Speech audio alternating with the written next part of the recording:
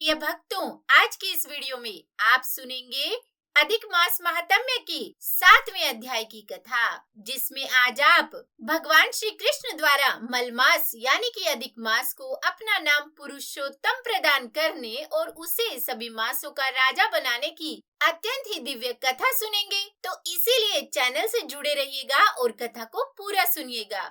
तो मैं मीनू शर्मा आप सभी का आपके अपने YouTube चैनल की कथा टीवी पर स्वागत करती हूँ। सभी को मेरा राधे राधे। और चलिए अब आज का यह अध्याय शुरू करने से पहले सर्वप्रथम भगवान श्री गणेश का ध्यान करते हैं। तो बोलिए प्रेम से श्री गणेश भगवान की जय, श्री पुरुषोत्तम भगवान की जय, श्री पुरुषोत्तम मास की जय। तो सुत जी बोले कि हे तपोधन, आप लोगों ने जो प्रश्न किया है वही प्रश्न नारद जी ने नारायण से किया था। सो नारायण ने जो उत्तर नारद जी को दिया वही मैं आप लोगों से कहता हूँ। तो नारद जी ने भगवान नारायण से कहा कि विष्णु जी ने अधिमास का अपार दुख निवेदन करके जब मौन धारण किया तभी बद्रीपते पुरुषोत्तम ने क्या किया।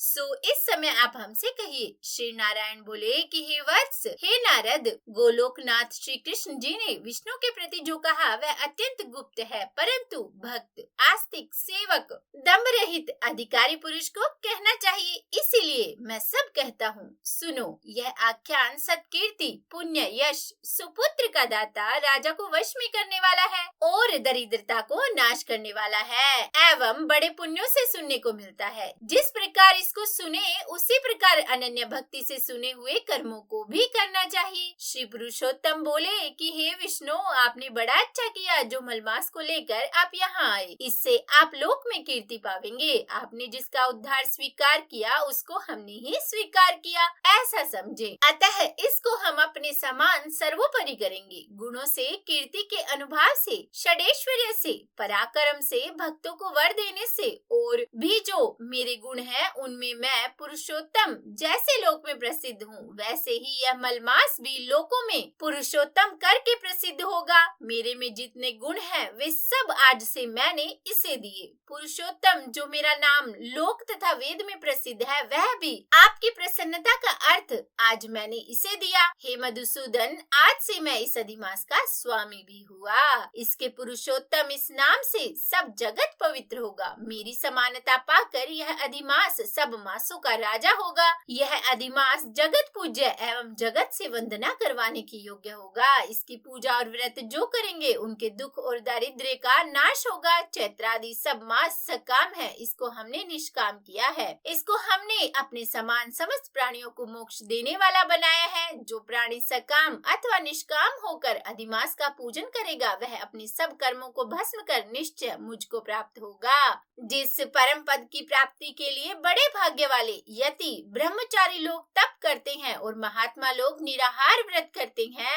एवं दंडवत लोग फल, पत्ता, वायु भक्षण कर रहते हैं तथा काम क्रोध रहित जितेंद्रिय रहते हैं, वे और वर्षा काल में मैदान में रहने वाले, जाड़े में शीत, गर्मी में धूप सहन करने वाले मेरे पद के लिए यत्न करते रहते हैं। हे गरुड़ ध्वज, तब भी वे मेरे उस अव्यय परम पद को प्राप्त नहीं होते हैं, परंतु पुरुषोत्तम के भक्त एक मास के ही व्रत से बिना परिश्रम, जरा, मृत्यु रहित उस परम पद को पालेंगे। यह अधिमास व्रत संपूर्ण साधनों में श्रेष्ठ साधन है और समस्त कामनाओं के फल की सिद्धि को देने वाला है। इसीलिए इस पुरुषोत्तम मास का व्रत सबको करना चाहिए। हल से खेत में बोए हुए बीज जैसे करोड़ों गुना बढ़ते हैं, वैसे ही मेरे पुरुषोत्तम मास में किया गया पुण्य करोड़ों गुना अधिक होता है। कोई चातुर्मास्यादि यज्ञ करने से स्वर्ग में जाते हैं, वह भी भोगों को भोग कर पृथ्वी पर आते हैं, परंतु जो पुरुष आदर से विधि पूर्वक अधिमास का व्रत करता है वह अपने समस्त कुल का उद्धार कर मुझे मिल जाता है, मेरे में मिल जाता है, इसमें संशय नहीं है। मुझे प्राप्त होकर प्राणी पुनः जन्म मृत्यु भय से युक्त एवं आदि व्याधि और जरा से ग्रस्त संसार में फिर नहीं जाता। जहाँ जाकर फिर पतन नहीं होता वो मेरा परम धाम है। ऐसा जो वेदों का वचन है वह सत्य है। असत्य कैसे हो सकता है? यह अधिमास और और इसका स्वामी मैं ही हूँ और मैंने ही इसे बनाया है, और पुरुषोत्तम यह जो मेरा नाम है सो भी मैंने इसे दे दिया है। अतः इसके भक्तों की मुझे दिन रात चिंता बनी रहती है। उसके भक्तों की मनोकामनाओं को मुझे ही पूर्ण करना पड़ता है। कभी कभी मेरे भक्तों का अपराध भी गणना में आ जाता है, परंतु पुरुषोत्तम मास के भक्तों का अपराध मैं कभी नहीं गिनता। हे विष्णु, मेरी आराधना से मेरे भक्तों की आराधना करना मुझे प्रिय है। मेरे भक्तों की कामना पूर्ण करने में मुझे कभी देर भी हो जाती है, किंतु जो मेरे मास के भक्त हैं उनकी कामना पूर्ण करने में मुझे कभी भी विलंब नहीं होता है। मेरे मास के जो भक्त हैं वे मेरे अत्यंत प्रिय है। जो मनुष्य इस अधिमास में जप दान नहीं करते वे तो महामूर्ख है, और जो पुण्य कर्म रहित प्राणी स्नान भी नहीं करते एवं देवता तीर्थ द्विजों से द्वेष करते हैं वे दुष्ट अभागी और दूसरों के भाग्य से जीवन चलाने वाले होते हैं। जिस प्रकार खरगोश के सींग कदापि नहीं होते, वैसे ही अधिमास में स्नानादि न करने वालों को स्वप्न में भी सुख प्राप्त नहीं होता।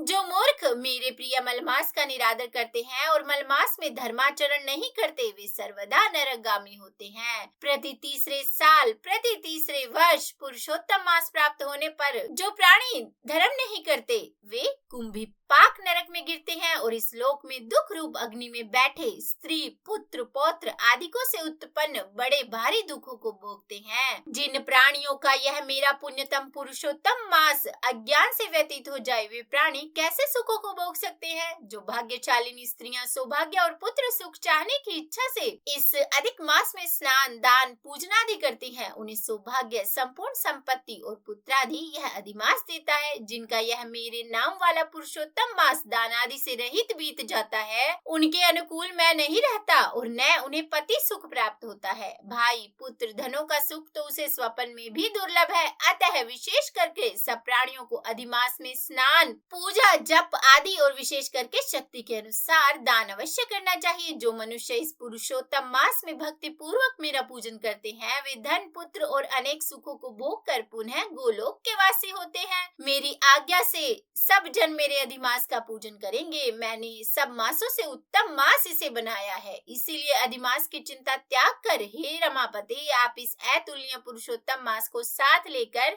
अपने बैकुंठ में जाइए। श्री नारायण बोले कि इस प्रकार भगवान श्री कृष्ण के मुख से रसिक वचन श्रवण कर विष्णु अत्यंत प्रसन्नता पूर्वक इस मलमास को अपने साथ लेकर नूतन जलधर के समान शाम भगवान श्री कृष्ण को प्रणाम कर गरुड़ पर सवार होकर शीघ्र वैकुंठ के प्रति चल दिए। तो बोलिए श्री विष्णु भगवान की जय, श्री कृष्ण भगवान की जय, श्री पुरुषोत्तम मास की जय। इति श्री ब्रह्मनार्दीय पुरुषोत्तम मास महात्म्य सप्तमो अध्याय। तो यह था आज का पुरुषोत्तम मास महात्म्य का 7वां अध्याय। अब इसके आगे क्या हुआ यह सब कथा आप जानेंगे इसके अगले यानी कि 8वें अध्याय में। तो इसीलिए तो उम्मीद करती हूँ आज की यह कथा आज की वीडियो आपको अच्छी लगी होगी। अगर पसंद आई हो तो लाइक एंड शेयर जरूर कर दीजिएगा ताकि इस अधिक मास की महिमा लोगों में फैले, उन्हें भी इस अधिक मास के महात्म्य का पता चले। और अगर चैनल पर नए हैं तो सब्सक्राइब जरूर कर दीजिएगा और कमेंट बॉक्स में राधे राधे लिखना बिल्कुल भी मत भूलिएगा। तो बोलिए प्रेम से राधे राधे।